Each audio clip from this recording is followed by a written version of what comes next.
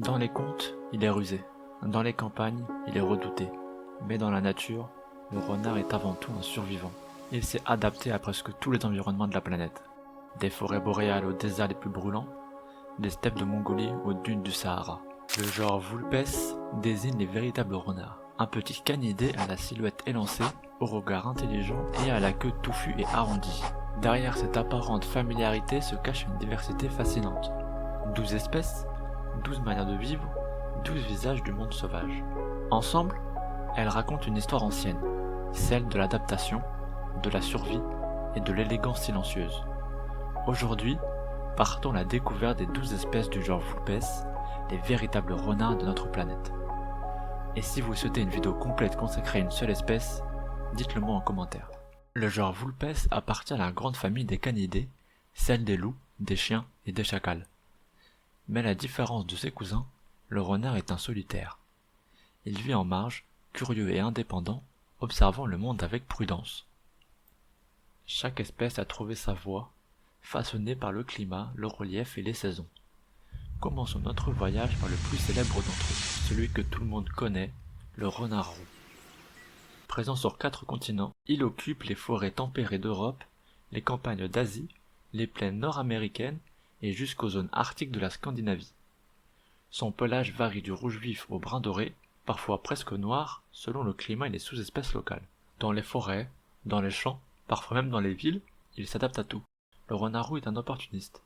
Il chasse rongeurs et oiseaux, mais complète son régime avec des fruits, des insectes et même les restes laissés par l'homme. Dans les villes, il s'est adapté avec une aisance déconcertante. On le croise de nuit, trottinant sur les trottoirs, flairant les poubelles ou observant les passants d'un regard vif depuis un jardin. Pourtant, derrière cette familiarité se cache une grande discrétion. Le renard est avant tout un animal prudent, silencieux, toujours sur le qui-vive. Quittons les forêts tempérées et les villes humaines, direction le grand désert du Sahara, là où la chaleur est un défi quotidien, et où le plus petit des renards règne sur les dunes. Le fennec, joyau du Sahara, avec ses grandes oreilles de 10 cm, il semble presque disproportionné, mais cette morphologie est un chef-d'œuvre d'adaptation. Ses larges pavillons dissipent la chaleur corporelle et lui permettent d'entendre le moindre bruissement sous le sable. Son pelage clair, presque blanc, reflète la lumière du jour et isole du froid nocturne. Animal nocturne, il sort seulement quand le soleil décline. Il creuse des terriers profonds où la température reste stable et il élève sa famille à l'abri du vent et des prédateurs. Sa démarche légère, presque silencieuse, lui permet de se déplacer sur le sable brûlant sans s'y enfoncer. Dans l'immensité du désert, il symbolise la vie fragile mais ingénieuse qui persiste même là où tout semble votre mort. Mais si le fennec défie la chaleur, d'autres renards affrontent l'exact opposé, le monde glacé du cercle polaire. Au nord extrême, là où la nuit dure des mois et où le vent glace jusqu'à la moelle, vit un maître du froid, le renard arctique. Son pelage dense, l'un des plus isolants du règne animal, lui permet de survivre à des températures de moins 50 degrés.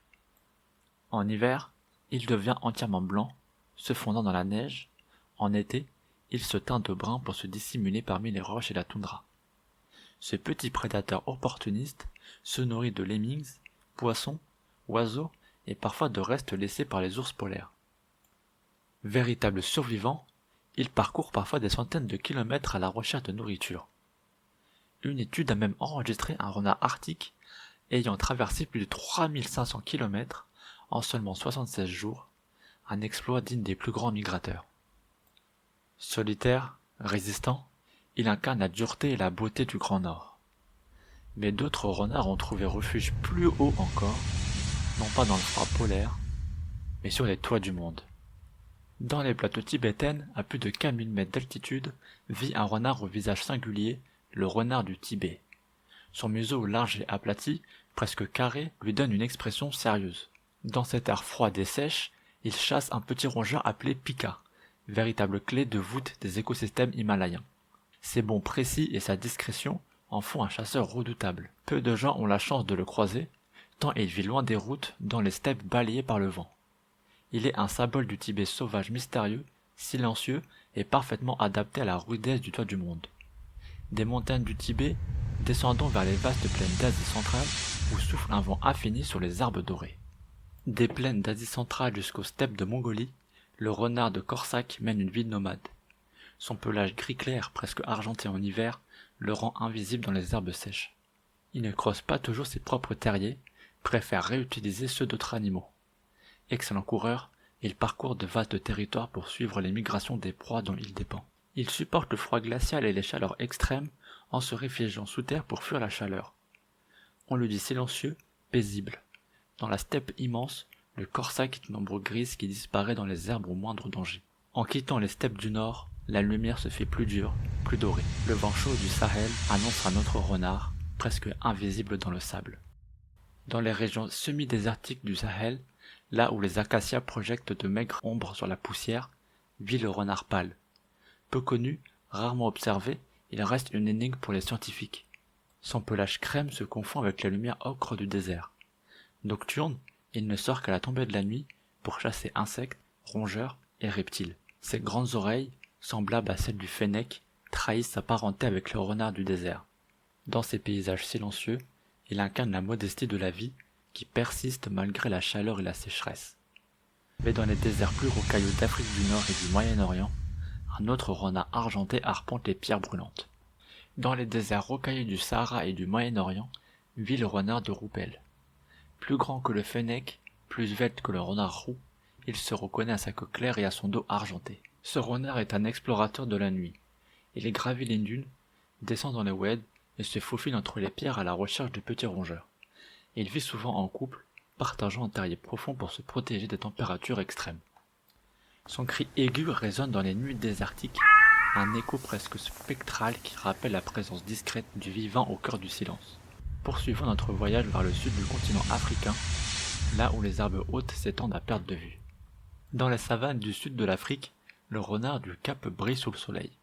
Son pelage gris argenté, sa démarche souple et son regard vif.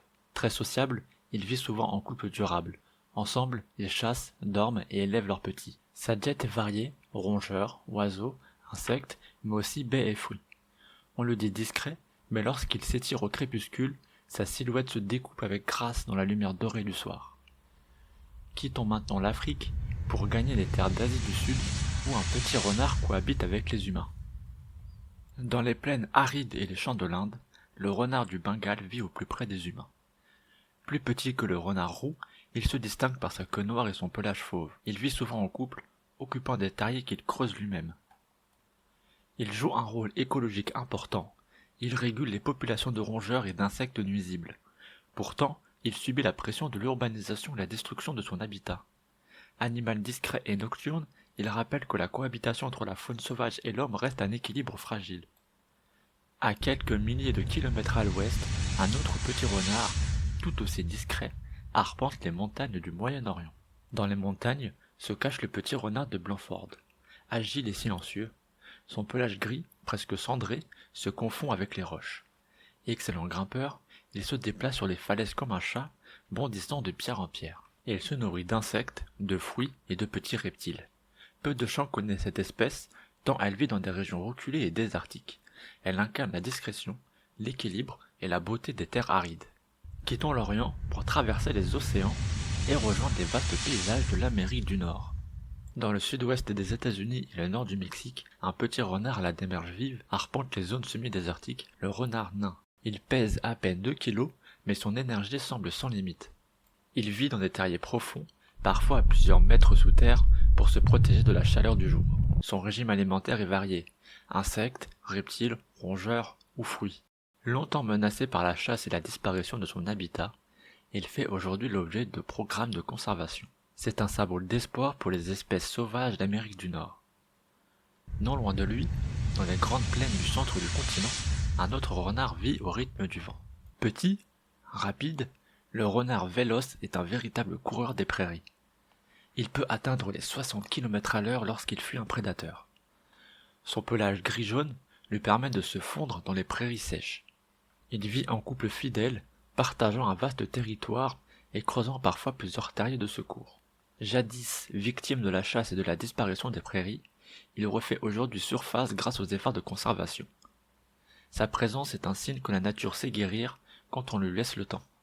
12 espèces, 12 manières de survivre. Du froid polaire au sable brûlant, les renards du genre Vulpes, témoignent de la souplesse et de la créativité de la vie. Certains sont célèbres, d'autres presque inconnus, mais tous partagent la même essence, la curiosité, la prudence et cette intelligence tranquille qui leur a permis de traverser les âges.